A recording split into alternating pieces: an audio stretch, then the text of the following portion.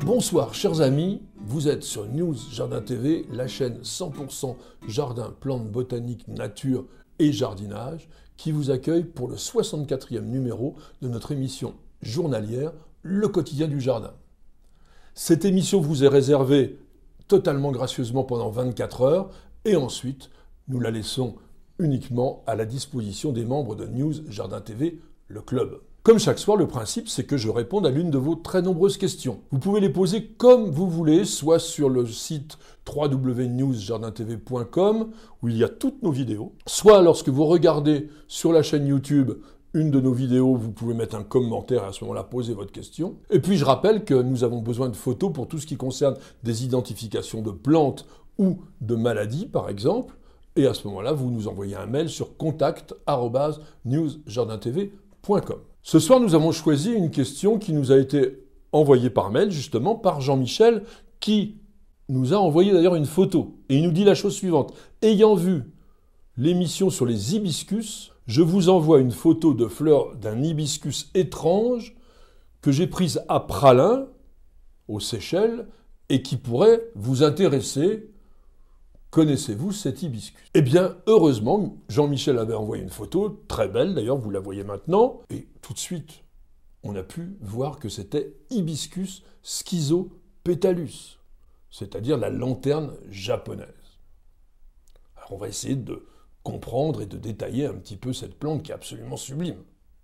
La première description de cet arbuste a été effectuée en 1879 par le botaniste britannique William Turner Thistleton Dyer. Mais lui, il l'a considéré au départ comme simplement une sous-espèce du fameux Hibiscus rosacinacis que tout le monde connaît avec ses énormes fleurs et ses gros pistils.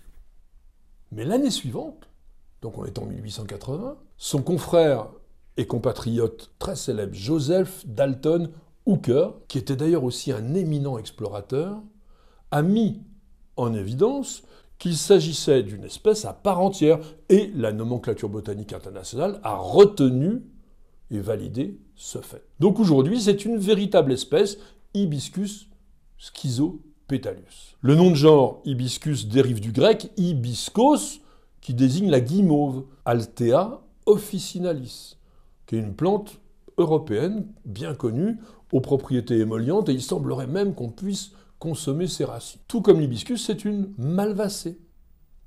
Alors en revanche, le nom un peu compliqué, schizopétalus, signifie littéralement pétale fendue ou pétale découpée, ce qui est exactement ce que l'on voit sur la fleur. D'où provient donc notre hibiscus schizopétalus? Eh bien d'Afrique de l'Est. On peut le voir au Kenya, en Tanzanie, au Mozambique, mais aujourd'hui, il est très largement cultivé dans la plupart des pays au climat subtropical ou tropical. Et selon les endroits, on va l'appeler, comme je vous disais, lanterne japonaise, on va l'appeler hibiscus corail, hibiscus royal, et même hibiscus araignée.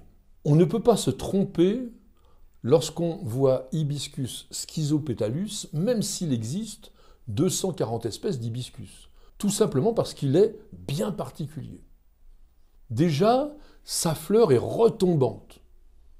Alors que Hibiscus rosacinacis, la fleur, elle est dressée. Elle est aussi portée par un long pédoncule souple, puis surtout les 5 pétales sont découpés finement comme dentelle, et ils sont récurvés, que l'on dit en botanique, c'est-à-dire qu'ils sont dirigés vers l'arrière. En revanche, il y a une chose que partagent tous les hibiscus, c'est cette longue colonne porteuse des organes sexuels, les étamines et le pistil, et qui, chez Hibiscus schizopétalus, est particulièrement gracieuse, très fine, très légère. Hibiscus schizopétalus forme un arbuste assez volumineux dans ses pays d'origine, qui peut atteindre environ 3 mètres. En culture, il sera autour de 1 mètre environ. Le feuillage est persistant, quasiment identique à celui d'Hibiscus rosacinacis, à savoir une feuille ovale, brillante, légèrement découpée sur les bords. L'intérêt de cette espèce, et d'ailleurs de la plupart des hibiscus, c'est la floraison qui est tout le temps renouvelée. De mai jusqu'à octobre, vous allez avoir une multitude de fleurs, même si il est quand même un tout petit peu plus avare, Schizopétalus, que Rosa sinensis. C'est une plante frileuse, et il ne faut pas l'exposer à moins de 10 degrés, sinon il va y avoir vraiment des dégâts. Donc vous allez devoir l'hiverner dans la maison. C'est toujours délicat à cause de la sécheresse de l'air. Les radiateurs pompent énormément l'hygrométrie.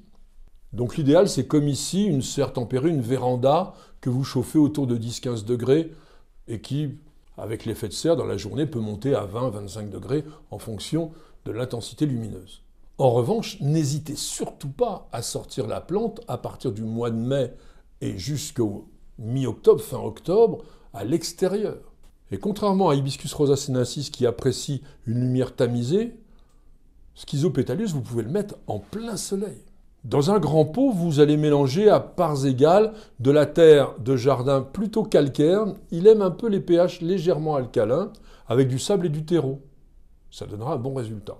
C'est une plante assez gourmande, donc vous allez fertiliser avec un engrais liquide régulièrement. À la sortie de l'hiver, vous avez tout intérêt à le tailler un peu, de façon à ce qu'il reste assez compact, et surtout qu'il nous forme de nouvelles pousses latérales qui porteront les fleurs, parce que les hibiscus fleurissent sur des pousses de l'année. Merci d'avoir suivi cette émission, j'espère que son contenu vous aura intéressé, que vous aurez envie de cultiver cet hibiscus.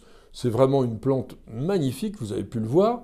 Je suis très heureux que, grâce à vos questions et un petit peu à mes réponses, nous réalisions ensemble, de jour en jour, une véritable encyclopédie des connaissances jardinières et des plantes. Mais cette encyclopédie est réservée en consultation permanente uniquement aux membres de News Jardin TV, le club. Alors n'hésitez surtout pas à nous rejoindre dans ce club en cliquant tout simplement sur la petite fenêtre rejoindre qu'il y a en haut de la page d'accueil de notre chaîne YouTube.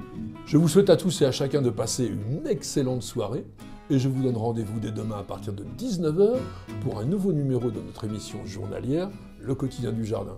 C'est sur News Jardin TV et nulle part ailleurs.